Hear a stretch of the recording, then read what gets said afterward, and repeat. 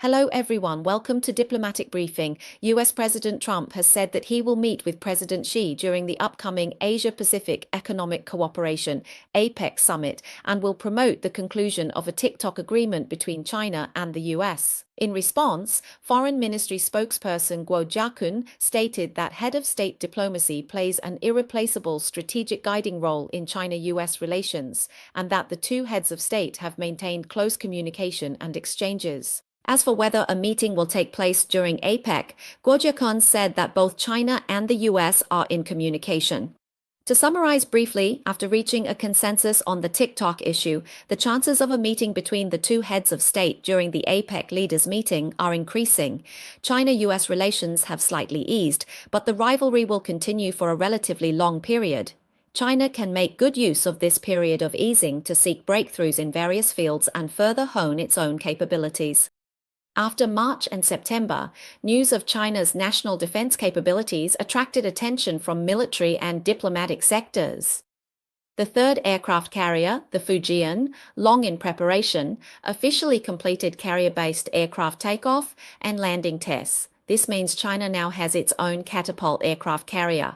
On September 22nd, CCTV reported this. The news released a major announcement stating that at the conference commemorating the 80th anniversary of the victory of the Chinese People's War of Resistance against Japanese aggression and the World Anti-Fascist War, three types of carrier-based aircraft, the J-15T, the J-35, and the KJ-600, were presented. The carrier-based aircraft had previously completed their first catapult launches, takeoffs, and landings on the Fujian aircraft carrier, marking that the Fujian is equipped with electromagnetic catapult and recovery capabilities.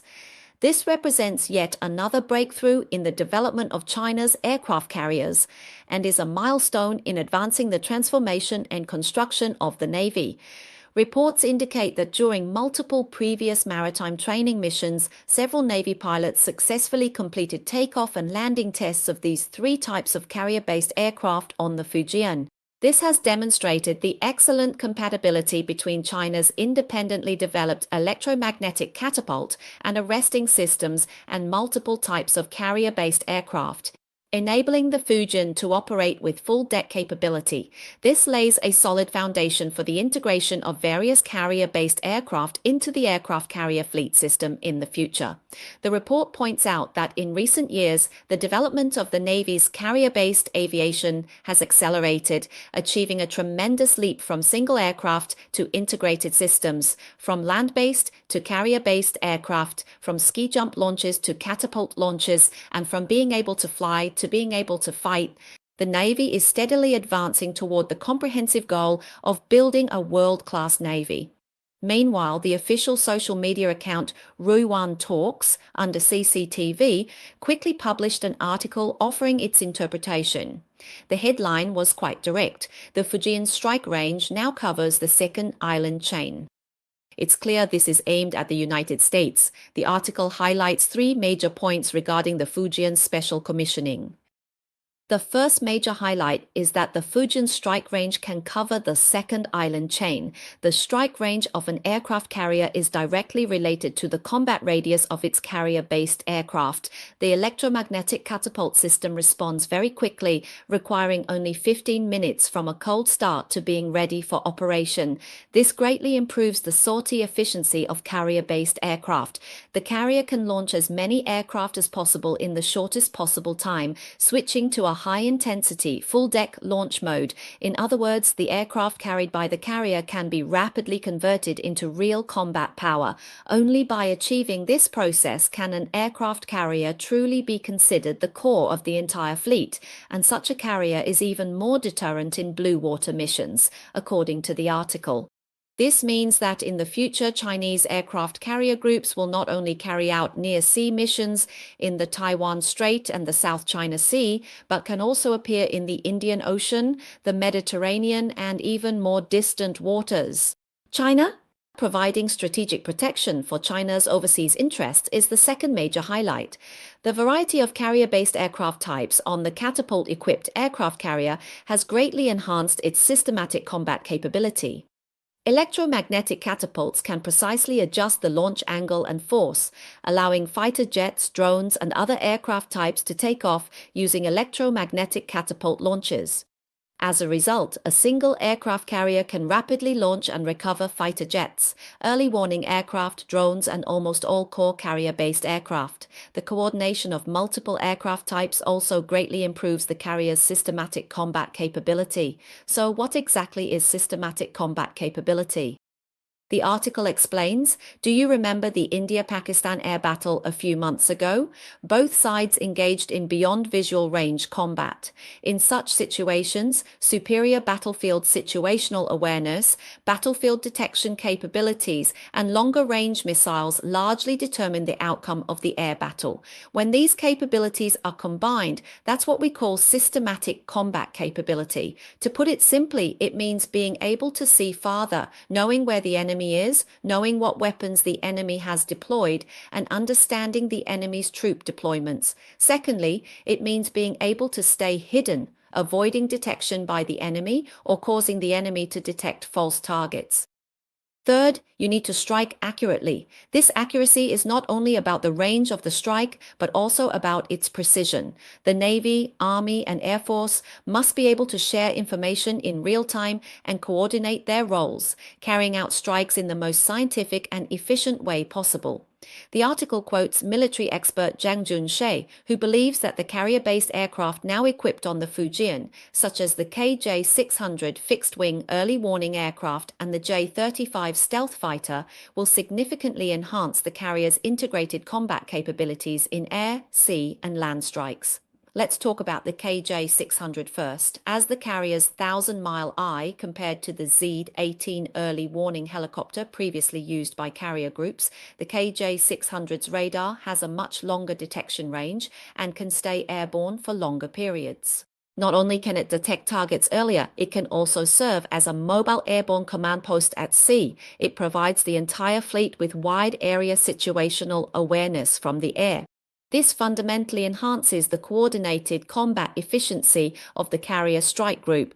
The J-35 stealth fighter, with its stealth and air superiority features, can detect and attack the enemy before being detected itself, opening up a larger airspace for the following attack aircraft and making our own planes safer. The J-35 is equipped with advanced avionics and sensor systems, allowing it to share information with other aircraft, ships, and ground units via data links. Meanwhile, the J-15T, as a heavy carrier-based fighter, is responsible for firepower suppression and airspace control. The article points out that in the future, more drones could be deployed on aircraft carriers, enabling them to work together on reconnaissance, electronic jamming, and strike missions, thus achieving manned-unmanned coordinated operations. This complete kill chain, from detection to identification to precision strike, will significantly enhance the overall combat capability of the carrier group, granting it powerful penetration strike capabilities against key targets. This will give the carrier group a greater advantage in the vast, target-rich, and fiercely contested air-sea battlefield of the Western Pacific. The third major highlight is that having an additional aircraft carrier increases the influence on the regional situation. Aircraft carriers have several advantages. For example, when carrying out high-intensity missions, two carriers can alternate their operational tempo, one focusing on offense, the other on standby. This way, air defense and anti-ship strikes can continue without interruption. The article points out that, in China's case, if the Fujian and another carrier operate together, it effectively means having two sets of air defense zones and two supply systems. The two air defense zones can overlap to expand the area of security, and the two supply systems can be used alternately. While one carrier is being resupplied, the other can take over, ensuring a continuous flow of supplies. Moreover, the carrier-based aircraft on the Fujian and the other carrier can take off and land on each other's decks, with some patrolling in the air to provide cover. The other group can return to the carrier for resupply and maintenance. In this way, not only is the risk of being attacked minimized to the greatest extent, but the continuity of offensive operations is also ensured. The overall survivability of the entire fleet is greatly enhanced. Military analysts point out that joint operations involving multiple aircraft carriers expand the range of air and sea control, increase the operational radius, and deepen defensive coverage. The KJ-600 early warning aircraft on the Fujian can direct fighter jets taking off from the Shandong and Liaoning for joint operations, including air superiority, sea control, and even land strikes. This truly enhances the ability to conduct offensive and defensive operations in distant oceans. With 3 carriers, operational tempo can be more flexible, deployments more frequent, and endurance and support more robust. For combat operations, once the system and support are in place, the deterrent effect is self-evident. The article concludes by saying that the greatest value of dual or even triple carrier groups lies in their deterrence, and what exactly does this deterrence look like? The Fujian ship passed through the Taiwan Strait 2 days ago, sparking discussions on the island.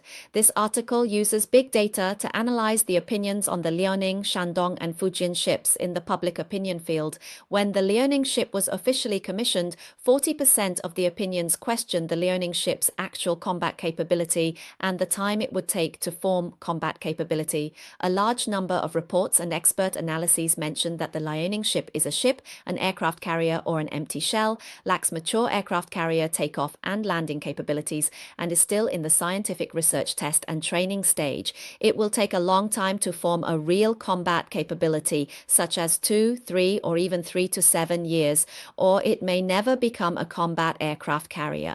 But when the Shandong ship was launched, these discussions became a reshaping of the strategic balance of one island chain, or even a second island chain has shifted, and the landscape of the Western Pacific has shifted. These discussions demonstrate that military strength is the foundation for safeguarding national sovereignty, security, and development interests.